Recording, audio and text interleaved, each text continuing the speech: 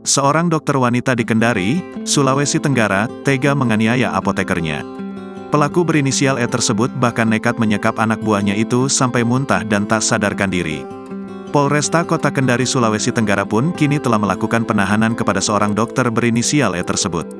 E ditangkap setelah pihak kepolisian menemukan alat bukti yang cukup terkait dugaan penganiayaan yang dilakukannya. Ia diduga telah melakukan penganiayaan kepada anak buahnya berinisial ZS yang berprofesi sebagai apoteker di apotek milik E.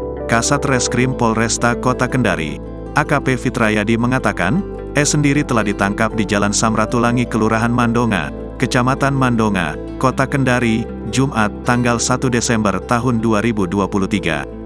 Kata Fitrayadi, saat ini E sudah diamankan di Mako Polresta Kota Kendari dan langsung dilakukan penahanan dengan dijerat pasal tindak pidana penganiayaan pasal 351 ayat 1 KUHP dan terancam hukuman 2,8 tahun penjara. Sebelumnya, seorang apoteker berinisial ZS diduga menjadi korban penganiayaan oknum dokter berinisial E di salah satu apotek di Kecamatan Mandonga, Kota Kendari, Sulawesi Tenggara. Berdasarkan keterangan ZS, penganiayaan tersebut terjadi saat dirinya diarahkan untuk menuju lantai 2. Di sana, ia bertemu salah satu temannya dan terduga pelaku.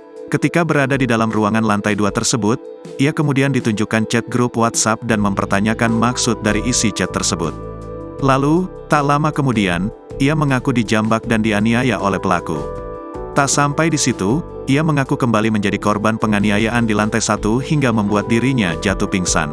Download Tribun X sekarang, menghadirkan lokal menjadi Indonesia.